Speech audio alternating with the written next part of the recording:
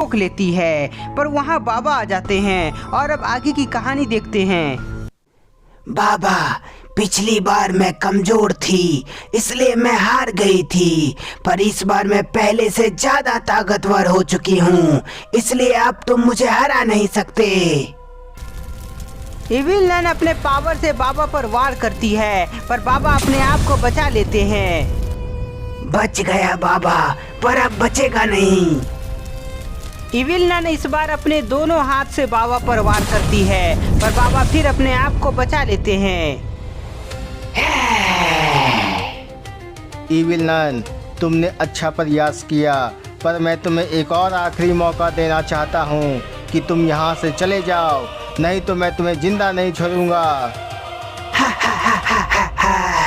बाबा, तुम्हें ऐसा लगता है कि मैं इतनी जल्दी हार मान जाऊंगी? नहीं बाबा नहीं, मैं गुप्ता जी और मिश्रा जी को लेकर ही जाऊंगी।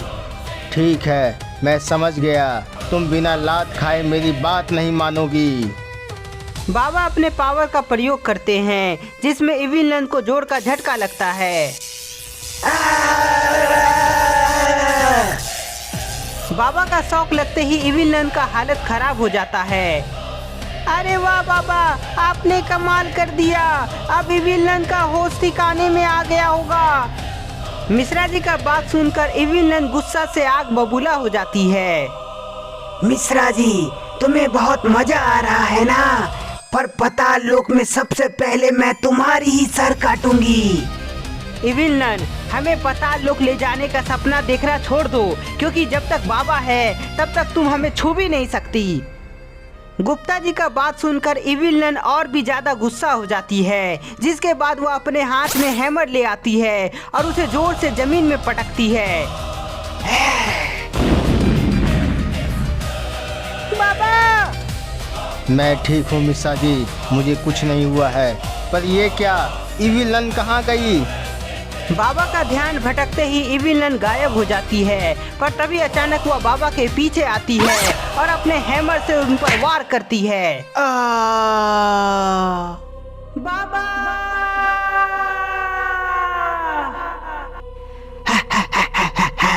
मुझसे पंगा लेकर बाबा, तुमने बहुत बड़ी गलती कर दी। इविल नन, तुमने सही नहीं किया, तुम्हें इसकी सजा जरूर मिलेगी। कौन देगा मुझे सजा, तुम या तुम्हारा बाबा? पर वह तो अधमरा पड़ा है। इविल नन बाबा के पास जाती है और अपने हैमर से एक और जोरदार वार करती है। बाबा, मैं चाहूँ तो तुम्हें अभी खत्म कर दूं, पर मैं तुम्हें बाद में खत्म करूंगी, क्योंकि मुझे पहले गुप्ता जी और मिश्रा जी की आत्मा को पाताल लोक में कैद करना है, जिसके बाद मैं बहुत ही ज्यादा शक्तिशाली बन जाऊंगी। इविल नन अपने पावर से बाबा को वहीं कैद कर देती है। गुप्ता जी, इविल नन तो बाबा को कैद कर ली है, अब हम कैसे बचेंगे? मिश्रा जी, बचने का एक ही उपाय है, हमें यहाँ से भागकर कहीं छिपना होगा।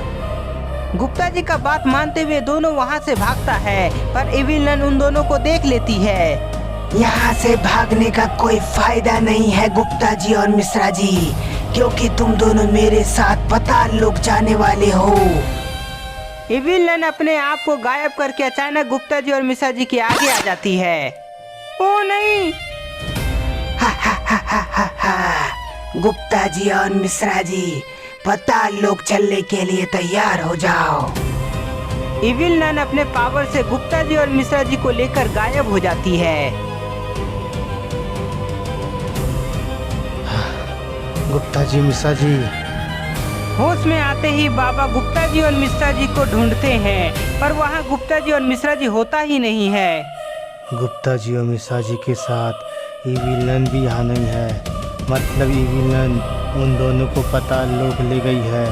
मुझे जल्द से जल्द पाताल लोक जाना होगा। पाताल लोक जाने से पहले बाबा को कैद से बाहर निकलना होगा, इसलिए वह जैसे ही पिंजरे को छूने की कोशिश करते हैं, तभी उन्हें जोर का झटका लगता है।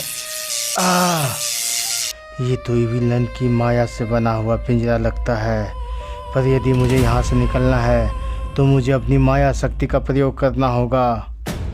बाबा अपनी माया शक्ति का प्रयोग करके पिंजरा को नष्ट कर देते हैं।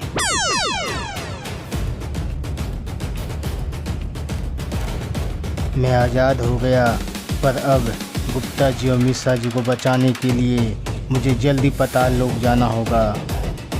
पाताल लोक जाने के लिए बाबा भी वहाँ से गायब हो जाते हैं। शैतानों, हमारी महारानी विलन यहाँ गुप्ता जी और मिश्रा जी को लेकर आ गई, इसलिए सभी लोग उनकी जय जयकार करो। इविल नन के आते ही सभी शैतान उसकी जय जयकार कर रहा है।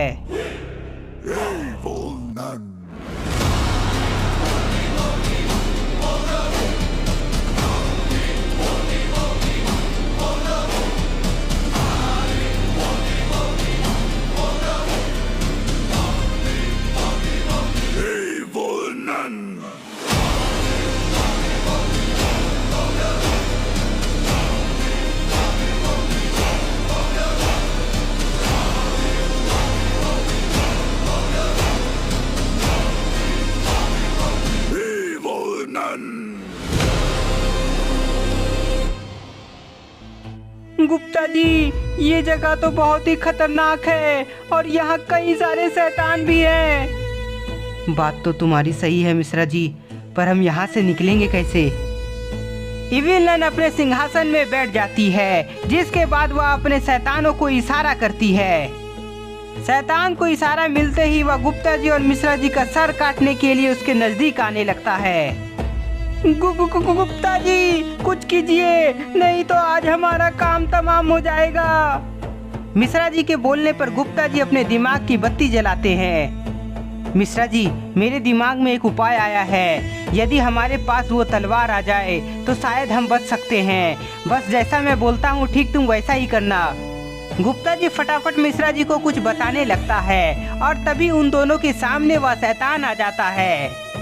ज्यादा दिमाग मत लगाओ तुम दोनों, क्योंकि यहाँ से तुम बचकर कहीं भाग नहीं सकते। अरे शैतान वाले भैया, हमें मत मारो, हमें मारने से तुम्हारा कोई फायदा नहीं है। कैसे कोई फायदा नहीं है? यदि तुम्हारी आत्मा उस हीरे में कैद हुई तो इविल नन बहुत ही ताकतवर हो जाएगी। अच्छा, मतलब इविल नन शक्तिशाली हो जाएगी, पर तुम्हें क्या फायदा मिलेगा? मिश्रा जी का बात सुनकर वह शैतान सोच में पड़ जाता है और तभी गुप्ता जी उस शैतान पर जोरदार वार करते हैं, जिससे उस शैतान का तलवार गुप्ता जी के पास आ जाता है।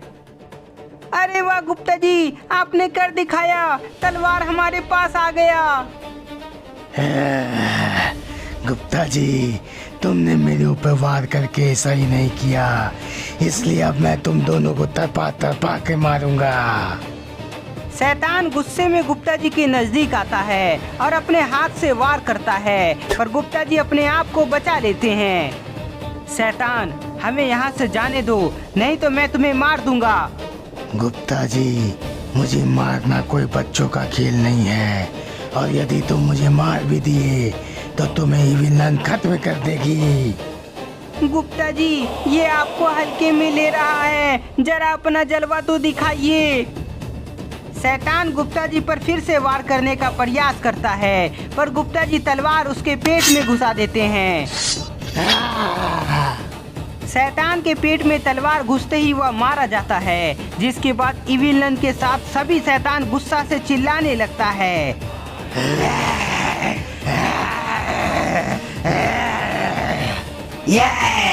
गुप्ता जी, तुमने अच्छा नहीं किया। अब मेरा भूखा शैतान तुम्हें जिंदा ही नोच नोच कर खा जाएगा। गुप्ता जी और मिश्रा जी अंदर ही अंदर डर रहा है, क्योंकि सभी शैतान उन दोनों की तरफ बढ़ रहा है। गुप्ता जी, इतने सारे शैतान से हम कैसे मुकाबला कर पाएंगे? गुप्ता जी कुछ करते हैं, तभी वहाँ बाबा आ जाते हैं। गुप्ता जी और मिश्रा जी, घबराओ नहीं, मैं आ गया हूँ। गुप्ता जी और मिश्रा जी को बचाने के लिए बाबा आ गया। बाबा अपने पावर से सभी शैतानों को शॉक देते हैं।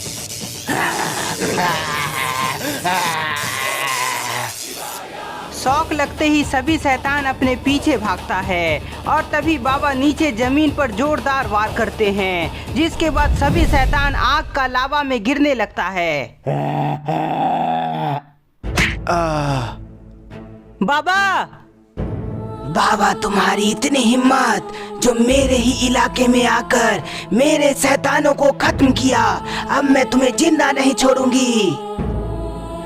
इविल नन गुस्से में बाबा पर फिर से वार करती है। इविल नन का वार से बाबा घायल हो जाते हैं और वहीं बेहोश हो जाते हैं। इविल नन, तुमने बाबा पर वार करके सही नहीं किया। अब मैं यह तलवार तुम्हारे पेट में घुसा दूंगा। ये मेरा इलाका है गुप्ता जी, यहाँ कोई मेरा कुछ बिगाड़ नहीं सकता। गुप्ता जी इविल नन पर हमला करने का प्रयास करते हैं, पर इविल नन को कुछ नहीं होता है। गुप्ता जी, मैंने कहा था ना, यहाँ कोई मेरा कुछ बिगाड़ नहीं सकता, पर मैं सब कुछ कर सकती हूँ। गुप्ता जी देखते हैं कि इविल नन अपने हैमर को तलवार में बदल ली है और उसे मारने वाली है। तुम्हें मारकर मैं तुम्हारी आत्मा को कैद कर लूंगी और फिर मैं और भी ज्यादा ताकतवर बन जाऊंगी। इविल नन, तुम्हारा यह सपना ही रह जाएगा। जरा अपने पीछे तो देखो, तुम सब समझ जाओगी। इविल नन पीछे देखती है जहाँ मिश्रा जी अपने हाथ में मनी को लिया हुआ होता है। इविल नन, तुम्हारी कमजोरी हमें पता चल गई थी, इसलिए अब तुम बचोगी नहीं। नहीं, ऐसा मत करना मिश्रा जी, वह मनी को वहीं रख दो, मैं किसी को नहीं मारूंगी। इविल नन का बोलना बेकार होता है क्योंकि मिश्रा जी उस मनी को नीचे पटक कर तोड़ देता है। नहीं! मनी के टूटते ही कई सारे आत्मा आजाद हो जाते हैं। इविल नन, तुम्हारी शक्ति को मिश्रा जी ने चकनाचूर कर दिया और अब मरने के लिए तैयार हो जाओ। गुप्ता जी के बोलते ही इविल नन डर के मारे वहाँ से गायब हो जाती है। अरे वाह गुप्ता जी, हमने इविल नन को भगा दिया। इविल नन के जाते ही बाबा को होश आ जाता है, जिसके बाद सभी वहाँ से चले जाते हैं। सभी के जाते ही वहाँ इविल नन वापस आती है। गुप्ता जी और मिश्रा जी, तुमने मेरे कई सालों की मेहनत बेकार कर दी, पर मैं फिर से वो सब हासिल करूंगी और तुम दोनों का सर काटूंगी। तो दोस्तों, आपको इविल नन की कहानी कैसी लगी हमें कमेंट में बताएं और नेक्स्ट कहानी किसकी देखनी है यह भी बताएं। तब तक के लिए इस वीडियो को ज्यादा से ज्यादा लाइक करें, नए हैं तो चैनल को सब्सक्राइब करना ना भूलें।